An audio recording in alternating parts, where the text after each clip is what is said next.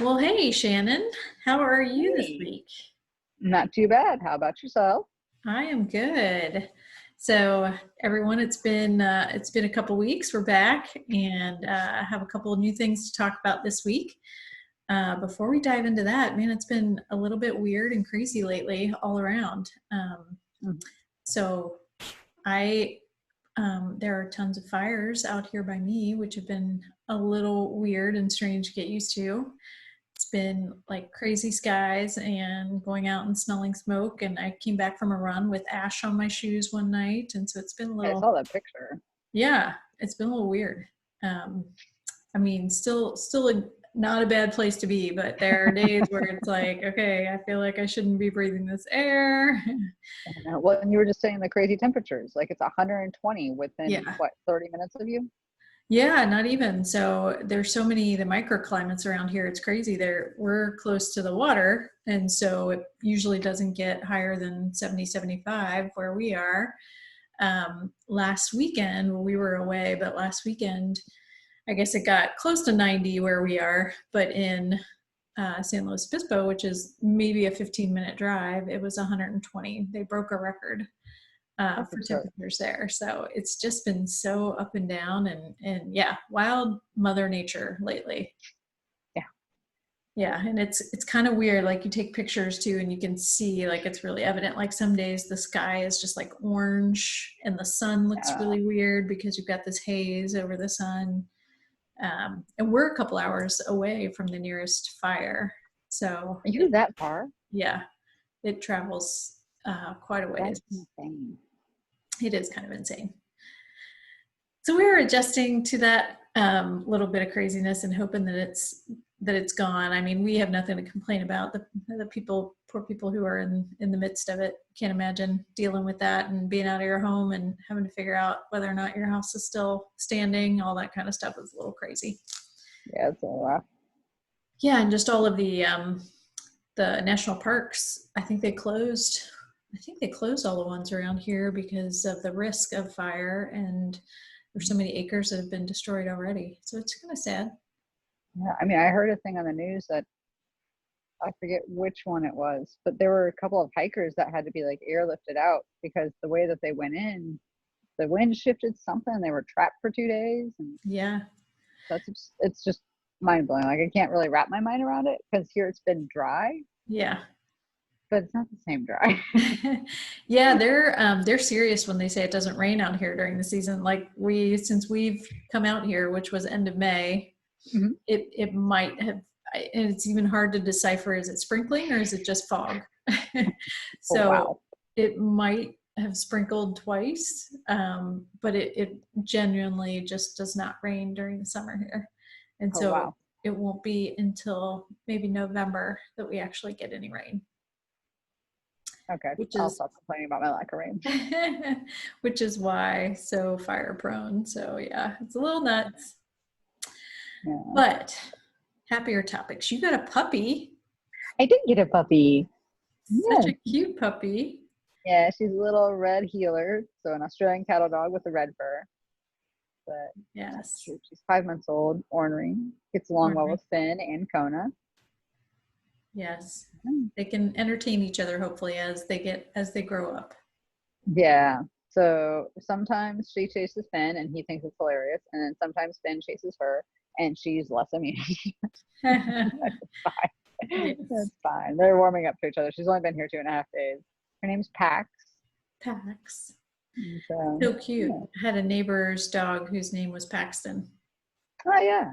So, but that was the street we lived on, so that was why. Oh, that helps. Yeah. Yeah. Red calls her Paxton. I call her Paxinus sometimes. But I named her after the volcano Cotopaxi. Yeah. So just because she's red and I like volcanoes and I like hiking. And so, And but what Cotopaxi is too long to say. that is a bit of a tongue tie or a tongue twister. Yeah. Um, but that's fun. You'll have, I'm sure, a lot of good stories that come from that as you get her settled in. Yeah. She's been good so far. A couple of issues just because she's a puppy, but she'll grow. She'll change. It'll be Yes, fine. that's why they make them cute. Good, good. All right. So this week, we've been talking a little bit about we're still in this mode where there are no races going on. We're in the midst of COVID still, in the pandemic, and not really supposed to gather in large crowds. And so no races on the horizon as far as we're all aware. Mm. And so we've all been in this mode where it's like we're still doing stuff, but we're not really working towards something. And so how do you stay, one, motivated? What differences are you starting to see because you're like in this constant maintenance mode, and what comes of all of that? And so it's I think it is a strange time that for a lot of us that are used to doing races all the time, we just haven't had to deal with Mhm. this. And it's like, okay, what do you do? I know. Well, it's like we're trying to find things to do. And so it was a good example the other day. Like we were just talking about, we're all kind of stressed perpetually. Like, Yep. because we don't know what's on the horizon. We don't know what's going to happen. We don't know, like, are they going to say, oh, it's all clear, it's fine, like we've reached that plateau we were looking for, and your races can start and life can start going back to normal. But we're like, can we? Should we? Maybe? I don't know. But it's like, so we don't have anything really to look forward to, so we're trying to make our own things to, like, we're creating things, which causes stress, where instead, like, it used to be like, and register, yay, the Right. event appears, we show up, we participate, it's like going to a great party, and you don't have to clean up. It's like, this is wonderful. And now it's like, I have to go find the party, I have to make everything, I have to do everything, I have to clean up. It's a lot. It is a lot. And I think I don't know if everybody is the same way, but it kind of points out how goal oriented we all can be as well. Mm-hmm. Because I know for me, if there's nothing specific that I'm working towards, and it's a lot harder to make myself, do different things or push myself, or, try to go that extra little bit in a workout, because it's like, Mm-hmm. once I have something on the calendar, maybe I will. Yeah. Yeah. Well, like we were talking just a few minutes ago about how my quads have been super unhappy, and like my knees have been unhappy, and I couldn't figure it out. And it's just like, we've been in maintenance mode because there's nothing going on, but we don't really want to lose all our fitness by stopping. And we like that working out. We kind of like being sore. I like being sore, like a Mhm. little bit, not like absurdly. Um, and so just like, but there's nothing to like build to. There's no taper. There's no peak. There's no recovery. No rinse and repeat. It's just same training load basically the whole time. Then like when you try and vary it, you're like, why? Like I could Right. push so much harder, but do I want? Mm-hmm. Yeah, especially when you're trying to fit it all in the course of your day. And that's one thing that you're like, oh, I don't really have to do that extra thing, or I don't have to change it up.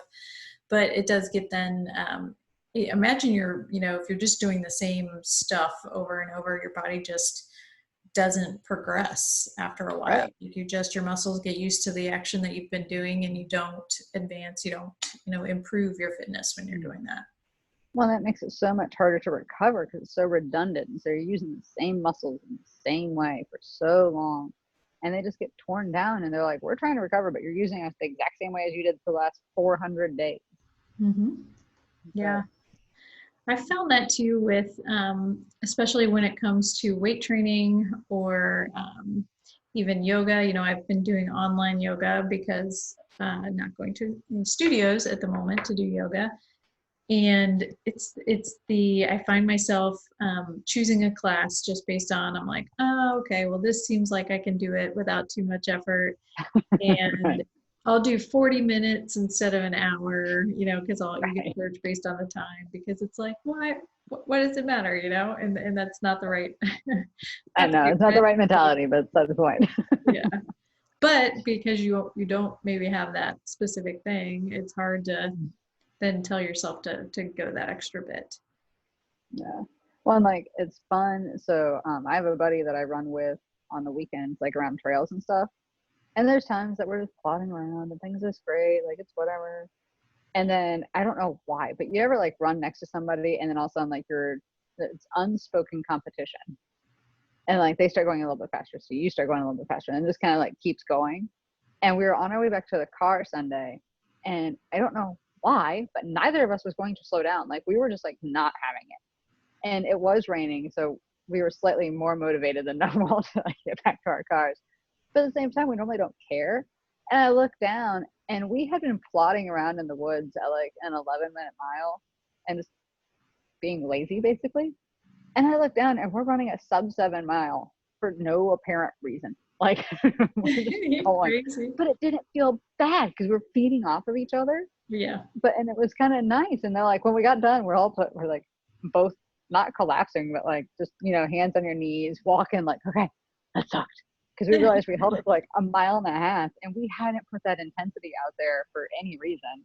I'm like, we need to do more of that. Right. Because it's missing. Because we don't need, like, with social distancing, a lot of run groups, like if they're happening, they're much smaller. There's not as many people out there running like together.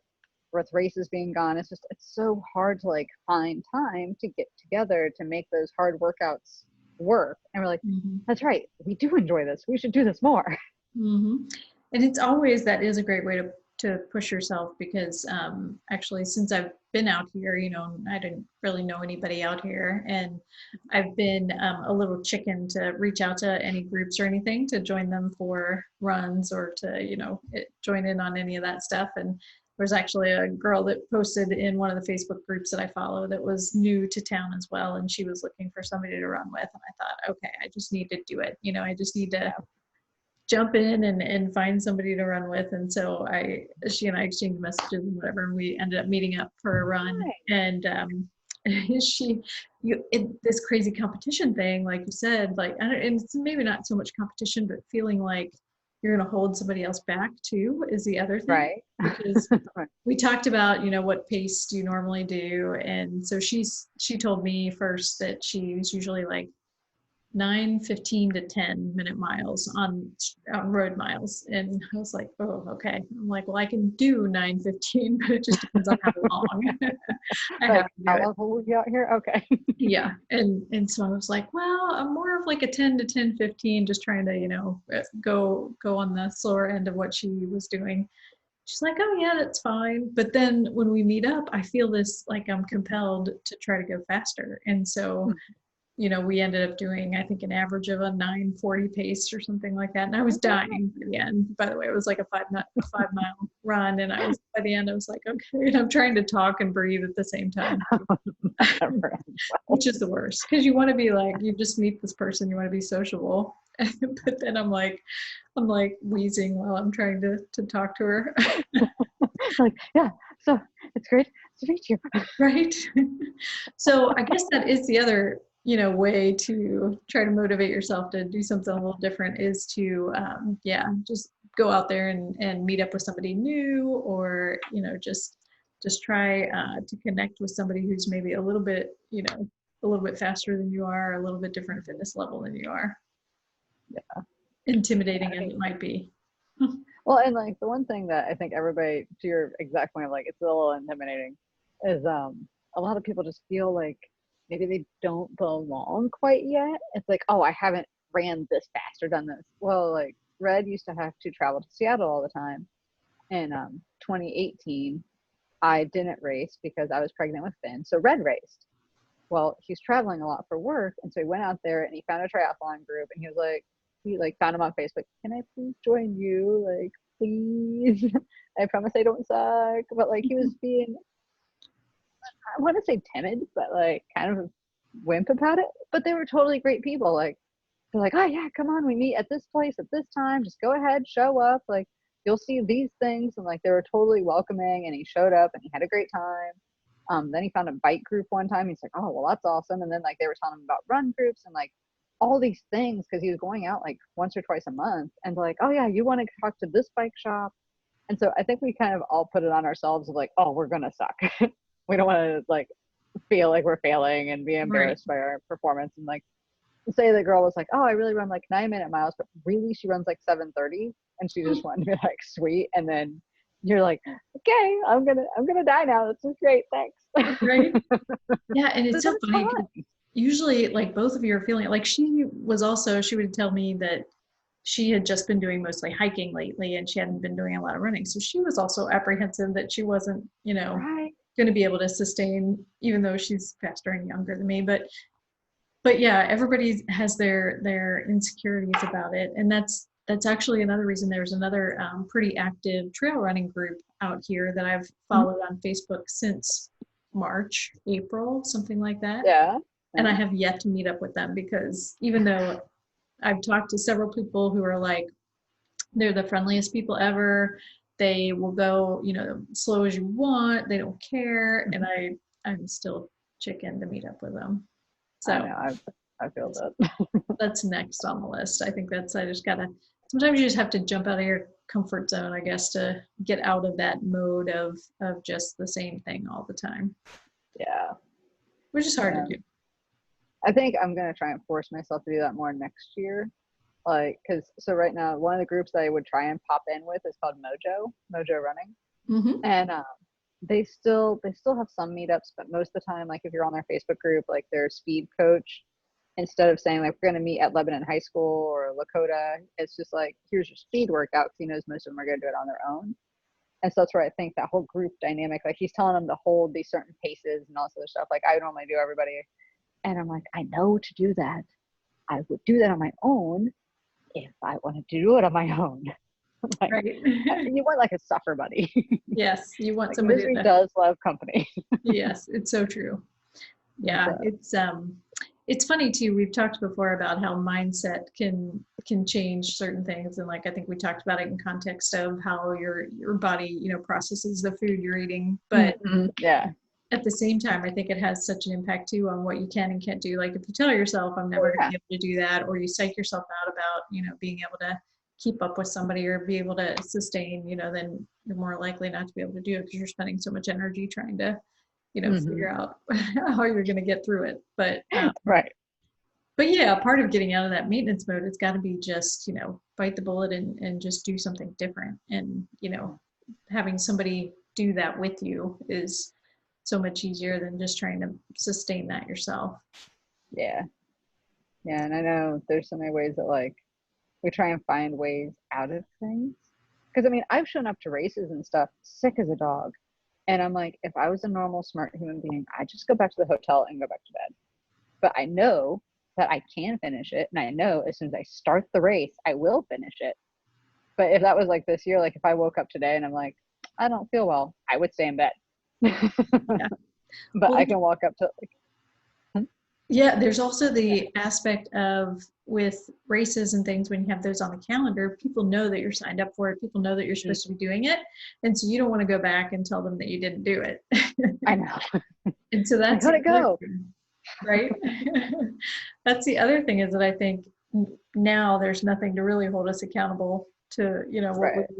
what we should be working up to or what we should be doing. So Well, like anything that we do now, anyone else is just like, good job, you got off the couch. You put real clothes on. right. The You bar went is out of quite a your bit house. the bar is quite a bit lower now. Yeah, that bar sank until we dug a hole and put Yes. it in the ground.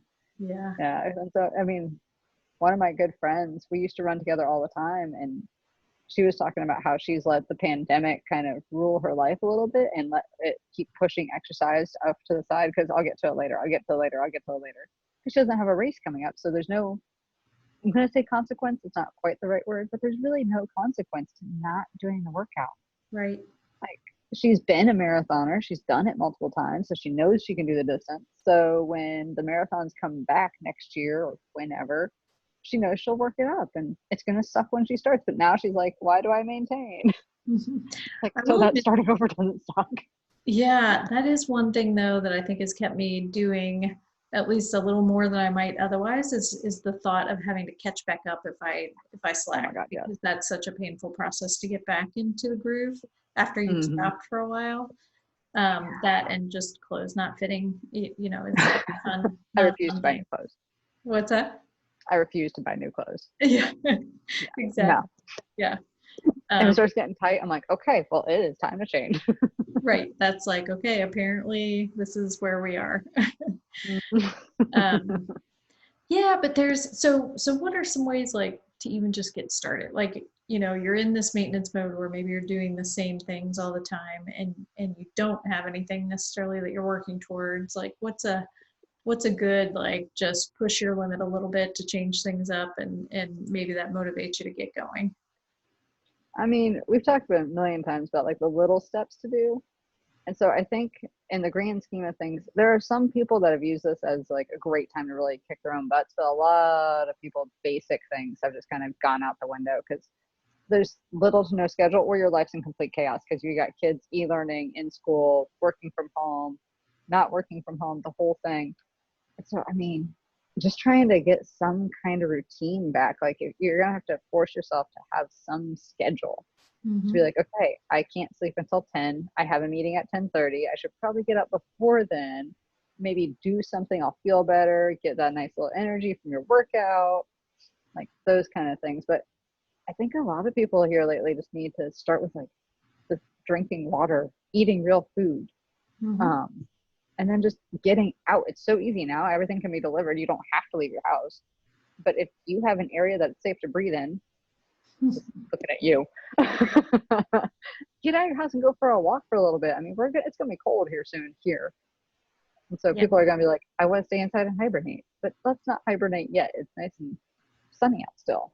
Yeah, and if you start hibernating now, then there's zero chance that you're going to get out once the weather gets rougher too. Mm-hmm. So you can't, And then the holidays will come and it'll be like, oh, it's the holidays. right. And I'll then the overeat next so year, I'll start in January. right. January Next year's will be gonna be that great.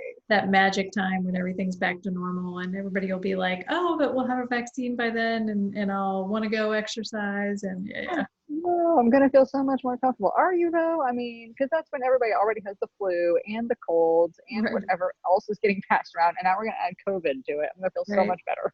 Yeah, yeah, not realistic. So I No. agree though. I think the small Yeah. stuff like, one of the things that in the schedule that you've made for me, we have the hit workout in there every week and that's probably the one that I'm that is toughest to motivate myself to do. Like I don't Whereas want if, to do this. if I were doing it with somebody else, it would be like, okay, let's just do this. Right.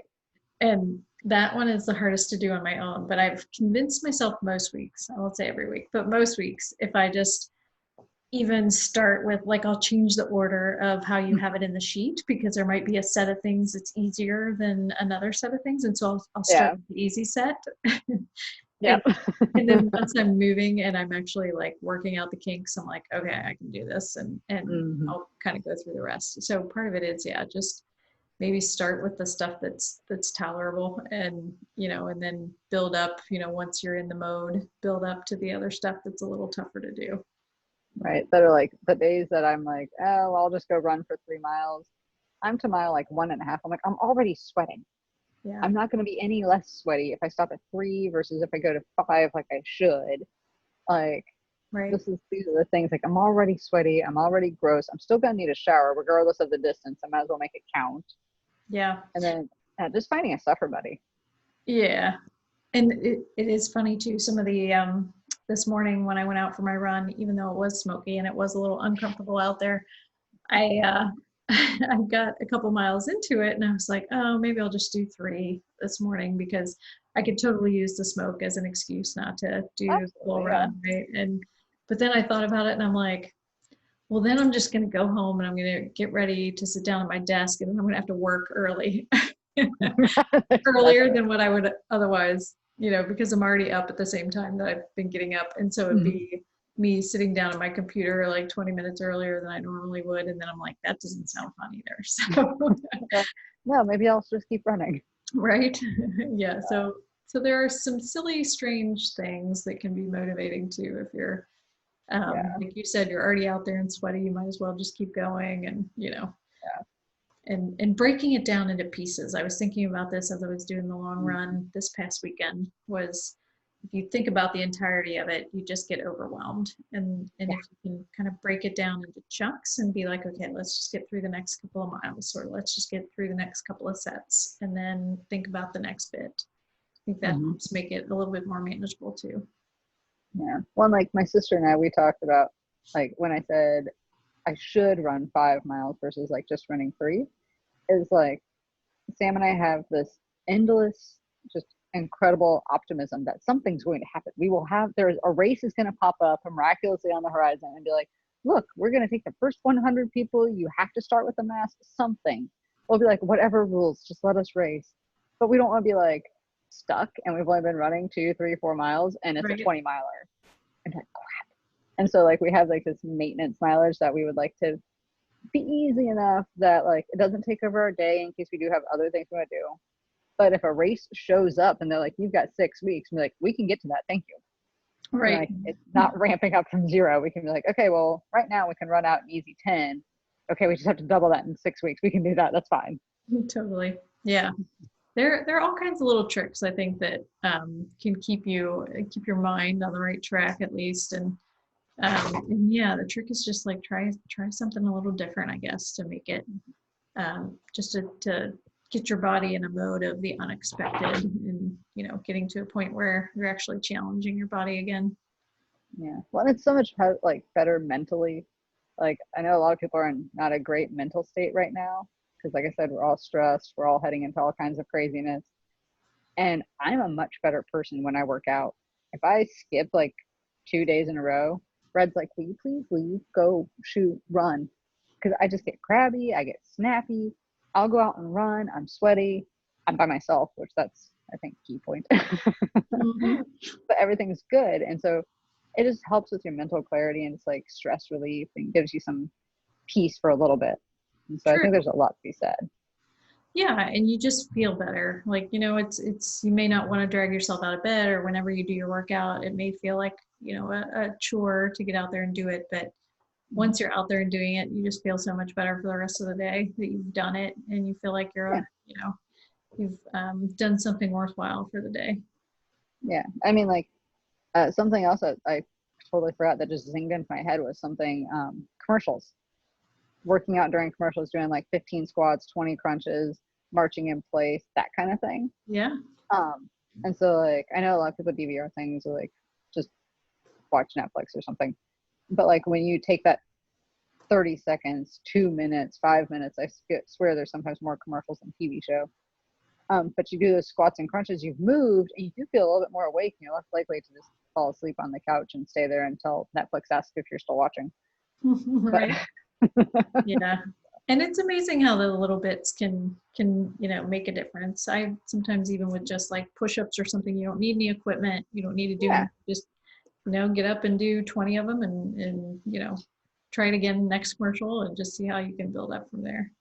Yeah, that are like why am I so sore? Oh, I did 20 crunches every time that I was done with a commercial. I watched TV for 3 hours. I did 600 crunches by the time I'm done. That's a lot of crunches. That's why I'm sore. Okay. So you've done something, but it didn't feel like it because you never worked long enough to like get really sweaty. You never had to change your clothes or get special equipment. Yeah. But yeah. Good way to go. Good way to just kind of get yourself eased into it. Yeah. I like it. Yes. Good.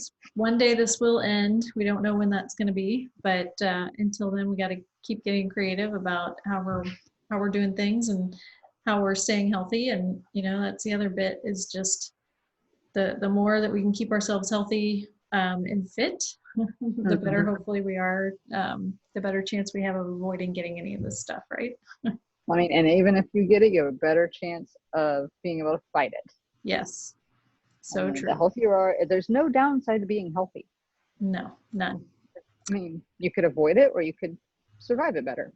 There's no downside to being healthy. It's all good. And totally off topic, but back to the whole where are we right now. So apparently strawberries are like a year-round thing out here. So we still go to the little farm stand about 10 minutes away from here, and every time they have these giant fresh strawberries that are just delicious. I'm super jealous. All of our strawberries keep going bad because we have to ship them in. It's been an awful year to grow strawberries here. Yeah, that's what my dad grows stuff, and he said he couldn't do strawberries this year. He didn't get any. No. So I wish I could ship them over to you, but it won't survive. But yeah, yeah, they're good stuff. So maybe that outweighs. I'll have to get some when I visit.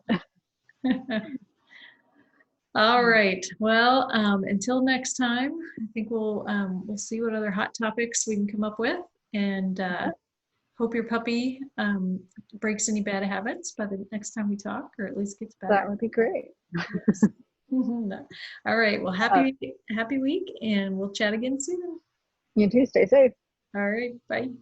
Bye.